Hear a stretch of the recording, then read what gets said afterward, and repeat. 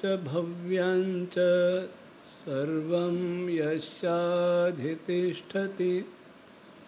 स्वर्यस्य च केवलं तस्मै ज्येष्ठाय ब्रह्मणे नमः।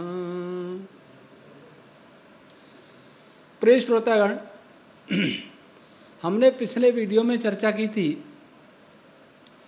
कि ब्राह्मण ग्रंथों का विषय यज्ञ भी है और वे यज्ञ सृष्टि को समझाने के लिए हैं, उनके प्रतीक हैं, उनके मानचित्र हैं, संकेत हैं। लेकिन हम किलोमीटर के पत्थर कोई नगर मान बैठे, संकेत को ही हमने जिसका संकेत है वो मान लिया। चलिए, यज्ञ, अगर ये यज्ञ के ही ग्रंथ हैं तो यज्ञ शब्द का अर्थ ले लेते हैं। ऋषि दयानंद ने यज्ञ शब्द का अर्थ शिल्प विद्या भी लिया है, तकनीक, विभिन्न प्रकार का क्रिया कौशल, इंजीनियरिंग और परोपकार के कार्य सभी यज्ञ हैं। यहाँ तक तो सब मानते हैं। लेकिन यज्ञ से सृष्टि कैसे आई? क्या पंडित युधिष्ठिर मीमांसा सिंह ने गलत लिख दिया, मन से लिख दिया? ऐसा नहीं है। वे बहुत प्रौढ़ विद्वान थे, प्रामाणिक विद्वान थे। भले ही किसी बात से असहमति हो सकती है, क्योंकि कोई व्यक्ति पूर्ण नहीं है। ऋषि दयानंद का यह आग्रह तो ऋषि दयानंद के, क्योंकि कुछ लोगों को लगता है कि ऋषि दयानंद ने नहीं कहा तो वो है ही नहीं। तो ऋषि दयानंद को देख लें। ऋग्वेद 1:18-7 के भाष्य में यज्ञम पद का अर्थ किया क्रिया कांड जन्य संसारम। यहां संसार को ही यज्ञ कहा। यजुर्वेद 29:6 के भाष्य में यज्ञ का पद का अर्थ किया संगतः संसारः। यज्ञ नाम पद का अर्थ ऋग्वेद 1:164-50 में किया संगतव्यानाम पदार्थानाम। जो संगमनीय पदार्थ होते हैं, जो संयोज्य पदार्थ होते हैं, जो संयोग करने योग्य पदार्थ होते हैं, उनको उन पदार्थों को भी यज्ञ कहा है। और यज्ञन का अर्थ क्या? अग्नि आदि दिव्य पदार्थ समूहेन, अर्थात अग्नि आदि दिव्य पदार्थों को भी यज्ञ किया, यज्ञ अर्थ किया है ऋषि दयानंद ने। तो आर्य समाजी भाई तो मान लेंगे, चलो ऋषि दयानंद ने भी कहा, लेकिन पौराणिक जो सनातनी कहते हैं स्वयं को, वो कहेंगे हम ऋषि दयानंद का क्यों माने? वो तो वेद समझते नहीं थे, वो ग्रंथ शास्त्रों को समझते नहीं थे, सारा गड़बड़ कर दिया उन्होंने। वो तो ऐसा ही कहते, उन्हें पशु बलि, नर बलि आदि सब स्वीकार है। शास्त्रों में छुआछूत आदि या नारी के प्रति जो हेय भावना भर दी गई है, मिलावट की गई है, या कहीं कहीं गलत अर्थ भी किए गए हैं, वो भी स्वीकार है। पर ऋषि दयानंद के तर्कयुक्त वचन स्वीकार नहीं है। तो उनकी संतुष्टि के लिए हम ब्राह्मण ग्रंथों के उदाहरण देते हैं। अग्निर्वै यज्ञ शतपथ ब्राह्मण 3:4-3:19। अग्नि ही यज्ञ है। वाग्वै यज्ञ ऐतरेय ब्राह्मण 5:24। वाग तत्व ही यज्ञ है। अयम यज्ञो वै योयम वायु पवते, ऐतरेय ब्राह्मण 5:33। तो यह वायु बहता है। उस वायु के विषय में हम पहले बता के आए। वर्तमान विज्ञान जिसको वैक्यूम एनर्जी, डार्क एनर्जी मानता है, वो वायु ही है, वह यज्ञ है। संवत्सरो यज्ञ शतपथ 11:2-7-1। स यज्ञो असौ स आदित्य शतपथ 14:1-1-6। ये जो आदित्य लोग दिखाई दे रहा है, सूर्य लोग, यह यज्ञ हैं। यज्ञो वै भुवनम तैत्रीय ब्राह्मण 3:3-7-5। आपो वै यज्ञ ऐत्रेय ब्राह्मण 2:20। कितने ब्राह्मण ग्रंथों के हमें प्रमाण दिए? अग्नि भी यज्ञ है, वायु भी यज्ञ है, सूर्य भी यज्ञ है, लोक सभी लोक भी यज्ञ हैं। संवत्सरो यज्ञ शतपथ 11:2-7-1। सूर्य लोक यज्ञ है, ये वर्ष यज्ञ है। तो जो आहुतियां डाल रहे हैं वही यज्ञ नहीं है, वो तो प्रतीक है। आहुति सूर्य में डाली जा रही है, सब लोकों में डाली जा रही है। सूर्य के केंद्र में बाहर से जा के हाइड्रोजन की आहुति डाली जा रही है, हीलियम बन रहा है। किन्हीं तारों में हीलियम की आहुति डाली जा रही है, किसी में और बड़े आयंस की आहुति डाली जा रही है, अगली श्रेणी के पार्टिकल बन रहे हैं। रश्मियों की आहुति डाली जा रही है, पृथ्वी के अंदर भी है। जहाँ भी रासायनिक क्रिया हो रही है, जहाँ भी संयोग हो रहा है, वह यज्ञ है, आदिदैविक यज्ञ। तो हम कब कहते हैं कि ऐत्रेय ब्राह्मण में यज्ञ नहीं है? यज्ञ है।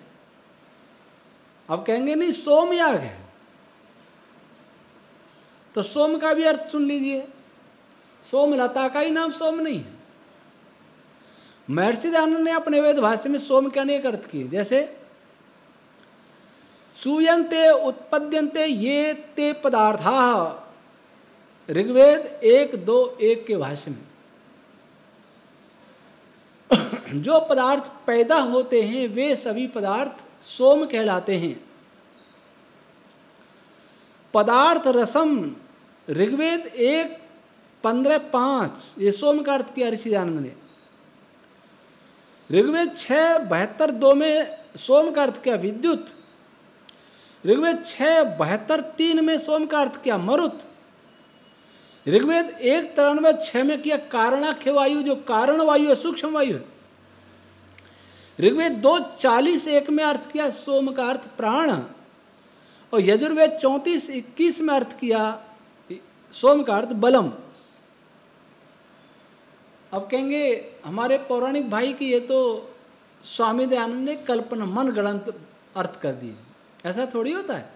सोम का अर्थ तो वो लता ही होता है, सोमलता, जिसका रस पिया जाता है। सोम रस शराब नहीं है। कुछ लोग सोम रस को शराब मानते हैं, वो गलत है। सोम एक औषधि है।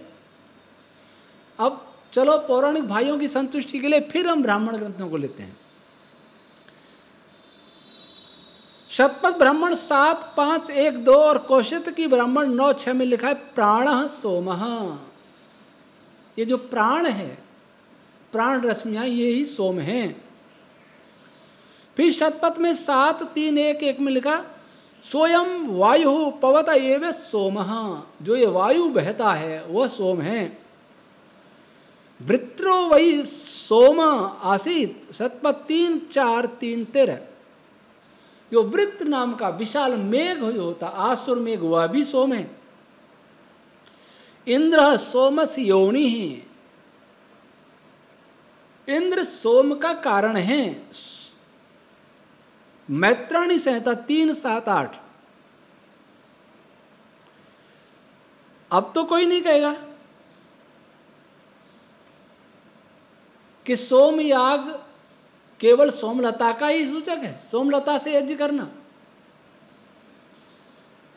इसका अर्थ क्या हुआ कि सूर्य के अंदर, अग्नि के अंदर, वायु के अंदर, विभिन्न लोकों के अंदर जो प्राण रश्मियों की आहुति डाली जा रही है, जो वाग रश्मियों की आहुति डाल रही है, या वायु की आहुति डाली जा रही है, कहीं किसी लोक में अग्नि की आहुति डाली जा रही है, वह सोमयाग है। और उस सोमयाग का वर्णन ही ऐत्रेय ब्राह्मण में है, हमारे वेद विज्ञान आलोक में है।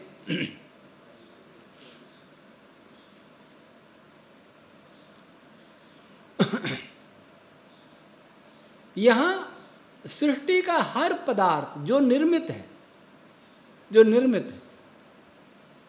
जो नित्य नहीं है, वह हवन कुंड है परमात्मा का।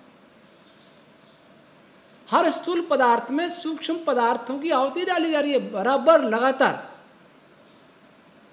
हमारे शरीर में देख ले, हाथों ने कमाया और हाथों ने भोजन बनाया। अगर ये हाथ किसी को नहीं दे तो, मुंह को नहीं दे तो क्या होगा? मुंह भी मरेगा, हाथ भी मरेंगे, शरीर सब कुछ मरेगा। तो हाथ यज्ञ करता है।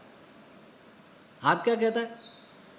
इदम मुखाय स्वाहा, इदम मुखाय इदन्न मम।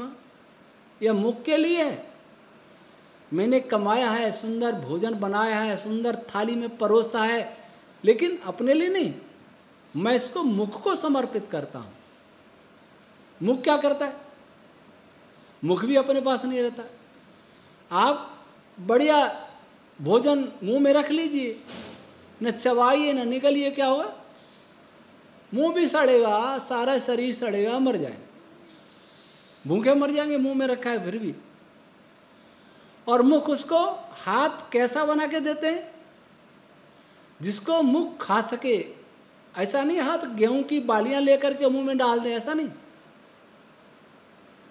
उससे भांति भांति के भोजन बना करके खाने योग्य जो मुख जिसको खा सकता, उपयोग ले सकता, वैसा बना के देते हैं हाथ। ये यज्ञ किया उन्होंने। मुख सीधा नहीं निकलता, लार मिला करके, चबा करके, रस जैसा बना करके तब निकलता, ताकि आमाशय उसको उपयोग में ले सके, उधर उसको उपयोग में ले सके। ऐसा नहीं जैसा तैसा दे दिया आगे, नहीं, ऐसा जैसा हो गया तो सारा शरीर रोगी हो जाएगा। फिर अपनी ओर से मिला करके, बाहर से हाथों ने दिया कुछ, उसने अपनी ओर से मिलाया, चबा करके योग्य बनाया। फिर मुख क्या कहता है? इदम उदराय स्वाहा, इदम उदराय इदन्नम। यह मैं उदर के लिए आहुति समर्पित करता हूँ। यह मेरे लिए नहीं है, ये भोजन मेरे लिए नहीं है, उदर के लिए है। मैं इसे सुंदर बना करके आगे दे रहा हूँ। उदर आमाशय, गृहिणी, छोटी आंत क्या करती है? अनेक पाचक रसों को मिलाती है। जो मुंह से नहीं चबाया गया उसको आमाशय चबाता है, मंथन क्रिया चलती है, अनेक रस मिला करके आगे बढ़ाता है। वो क्या कहता है? आमाशय, गृहिणी, छोटी आंत, ये सब बना करके बढ़िया, ऐसा कैसा नहीं रक्त में मिलता। अगर रोटी आटे को घोल करके हमारे शरीर में इंजेक्शन लगा दिया जाए तो क्या होगा? हम बीमार हो जाएंगे। दूध लगा दिया जाए तो भी बीमार हो जाएंगे।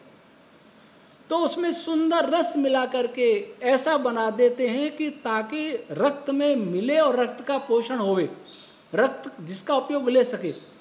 उधर कहता है इदम रक्त रुधिराय स्वाहा, इदम रुधिराय जन्नम। यह आहुति तो रुधिर के लिए दे रहा हूं मैं, मेरे लिए नहीं है, मैं अपने पास नहीं रखता। उधर रख ले तो क्या होगा? गैस ट्रबल, सब बीमार हो जाएंगे, सब सड़ेगा। और रुधिर भी अपने पास नहीं रखता। रुधिर भी ऑक्सीजन फेफड़ों में ले करके, ऑक्सीजन मिश्रित करके एक एक कोशिका को परोसता रहता है और सारा शरीर जीवित रहता है। ये यज्ञ हो रहा है। ऐसा यज्ञ वनस्पति में हो रहा है। जड़ों से कुछ लेते हैं, सूर्य की धूप लेते हैं, वायु लेते हैं, सबसे सुंदर भोजन बना करके फल और बीजों के रूप में सुरक्षित करते हैं, उसे हम लेते हैं। वृक्ष भी यज्ञ कर रहे हैं, सूर्य यज्ञ कर रहा है। 1 सेकंड में 40 लाख टन वजन कम हो रहा है उसका। वो अपना शरीर जला करके, अपना शरीर खपा करके कमजोर, और हमें दे रहा है, ऊर्जा दे रहा है, प्रकाश दे रहा है, जीवन दे रहा है, ऊष्मा दे रहा है। ये तो बड़ी बड़ी चीजें हैं। ऐसा ही इलेक्ट्रॉन के अंदर हो रहा है, ऐसा ही प्रोटॉन के अंदर होता है, ऐसा ही फोटोन के अंदर होता है, ऐसा ही क्वार्क के अंदर होता है, ऐसा ही स्ट्रिंग्स के अंदर भी होता है, ऐसा ही स्पेस के अंदर भी होता है। सूक्ष्म रश्मियां उसमें डाली जा रही है, निरंतर आती हैं, जाती हैं, आती हैं, जाती हैं, उनका स्वरूप बनाए रखने के लिए, ताकि वो स्वरूप उनका बना रहे, क्रियाशील बने रहें और हम जीवों के उपयोग लायक बने रहें। इसलिए यज्ञ सर्वत्र हो रहा है। इस यज्ञ को देख करके ही मनुष्य ने यज्ञ करना सीखा, परोपकार करना सीखा। और जो अग्निहोत्र करते हैं यह भी यज्ञ है, क्योंकि इसकी सुगंध से सबका उपकार होता है। लेकिन ये प्रतीक है, ये कृपा है ऋषियों की, उन्होंने प्रतीक भी ऐसा बनाया जिससे भी न चाहते हुए लोग कल्याण हो। कोई चाहेगा कि मैं पड़ोसी को सुगंध नहीं दूं, ऐसा नहीं हो सकता। चाहता रहे तो क्या होगा, चाहने से नहीं होगा। पड़ोसी शत्रु है तो भी उसको सुगंध मिलेगी, परोपकार होगा ही। इसलिए ब्राह्मण ग्रंथों में यज्ञों का वर्णन है, पर कौन से यज्ञ? सृष्टि यज्ञ। उन सृष्टि यज्ञों को देख करके संपूर्ण सृष्टि जानी जा सकती है। और सूर्य आदि के, जैसे सूर्य हवन कुंड है, वैसे सूर्य के अंदर, सूर्य का जो केंद्र है वो हवन कुंड, और उसके अंदर भी हवन कुंड है, उसको कहते हैं स्वर्गलोक। इस यज्ञ से क्या होता है? स्वर्ग कामो यजेत, स्वर्ग की कामना वाला यज्ञ कर। एक तो स्वर्ग होता है सुख विशेष, एक होता है स्वर्ग मोक्ष।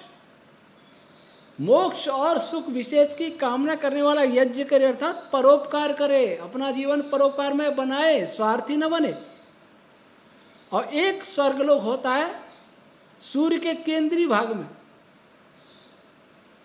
जो यज्ञ करते हैं, जिन कणों में यज्ञी भावना होती है, जुड़ने की भावना होती है, संयोग की भावना होती है, वे कण सूर्य के केंद्र की ओर जाते हैं। वहाँ भट्टी चलती है या नाभि की संलयन की क्रिया होती है, वहाँ जाके अपनी आहुति दे के वहाँ वो स्वाहा स्वाहा कर रहे। तो ब्राह्मण ग्रंथ निश्चित रूप से यज्ञ के ग्रंथ हैं, लेकिन निश्चित रूप से यज्ञ सृष्टि यज्ञ है। निश्चित रूप से सोम सृष्टि के सूक्ष्म और स्थूल पदार्थ है।